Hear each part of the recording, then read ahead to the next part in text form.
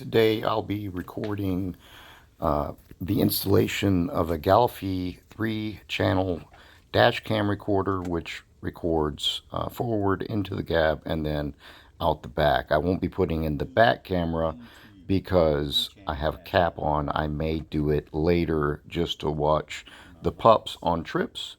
But this is the camera and this is the suction cup, which gets mounted to the dash. There is a protective film on the lenses that I'm going to remove first. You see me doing that there. There's also one on the suction cup as well. There are two dials on the suction cup that adjust level, left and right, and then locks the suction cup onto the windshield. You unlock the suction cup by turning to the left on the dial on the back. I'm doing it now. And you turn it to the right, quarter turn, to lock it into place and secure it so it doesn't come down. Don't put it on the black grid pattern around the mirror because it'll fall off when you're driving. It doesn't provide adequate surface area, flat surface area to do it. You also want to clean the windshield with denatured alcohol or rubbing alcohol, something. Just make sure it's very clear so you get a nice firm grip.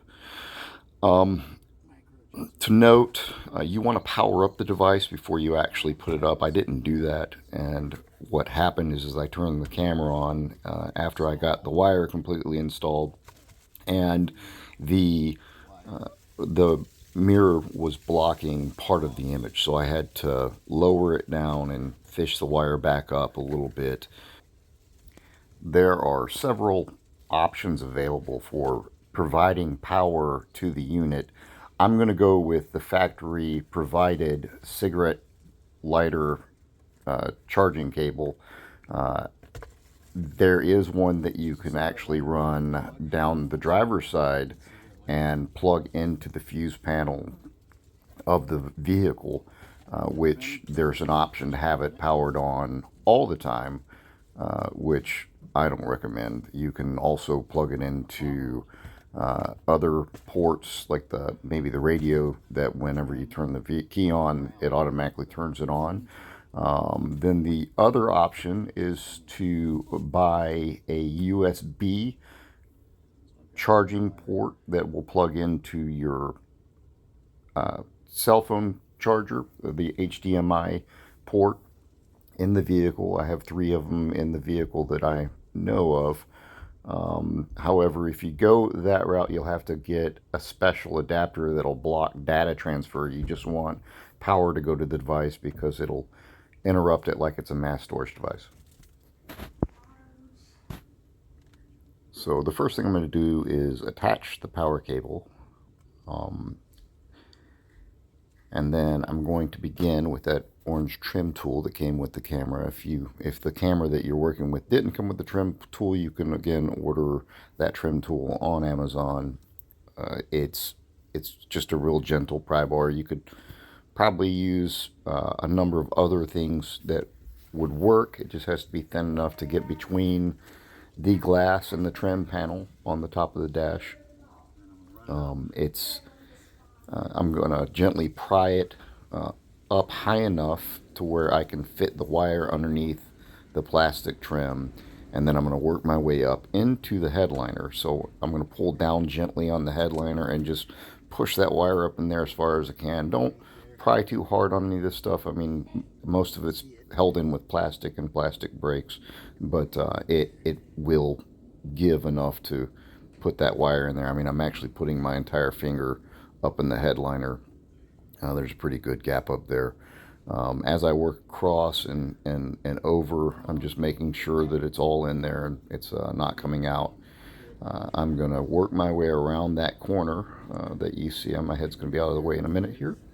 I'm going to work down to the plastic trim that separates the headliner, the cloth headliner, from that plastic trim. I'm going to stick the trim tool in there and make a gap between the headliner and the plastic so that I can run it over to the seal that is on the door. And it, again, has a flap that comes up, and you can tuck that wire all the way down the door panel, the headliner, to the floor there, right up underneath the glove box, and then I'm just going to work my way back to the instrument panel underneath the glove box, and I'm just going to keep tucking it back behind everything so nobody's going to catch it on their feet, and it's not going to get yanked out by anything. And I'm just going to work my way to the underside of the glove box, all the way over next to the instrument panel.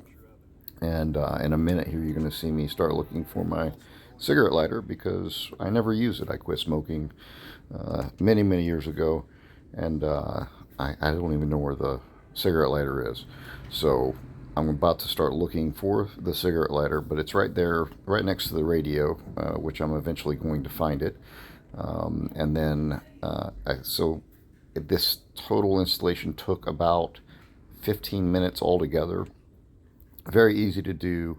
I am fairly handy. I've been working in construction my entire life and worked on most of my own vehicles my entire life because I grew up poor. But it will just work from the underside of the glove box up to the left side. I actually opened the glove box and I ran the wire on the inside of the glove box, so it's easily covered. And then I'm just going to plug it right in there and everything turns on. Again, you really should power on the device and figure out where the location is, because I did have to take the wire back out and reinstall it with the camera down a little lower than it's sitting right now so that I get a full view of the cab. I'm not going to put the rear camera on yet at this moment. I may install it later to watch the pups in the back of the truck, because I have a cap on the bed of my truck, which I can't run the camera, or I can't run the camera from inside the cab to the back of the pickup truck that I know of. So I may install it just to be able to watch the pups on long road trips, make sure that they're not up to no good. But that's everything I can think to tell you about the camera. It has pretty good image quality. I hope this video helped you out, and I'll leave links for the accessories that you may purchase in the comments. Thanks. Have a nice day. You can buy another wire that will plug into your USB here or here, which is a lot nicer than having this sticking out there. But I didn't order it, so I just put this in later. I'll come back and change that. But you do need a special adapter for that wire. I'll put a link in the video so that you can find it, to block the data transfer, because the truck will think that it's a mass storage device and it'll mess with it. So and this will try to think it's a mass storage device too. So but that's it. It's easy enough. I'll put another video of installing the rear cam, but I am not doing that today. So you guys have a nice day. Peace.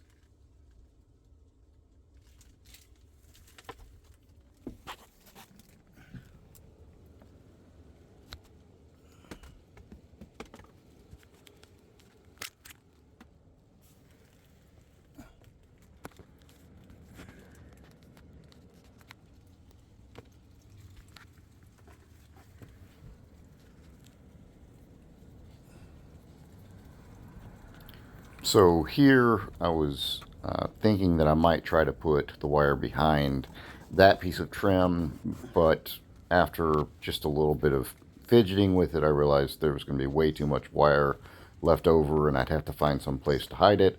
So I just went back to the original plan to go underneath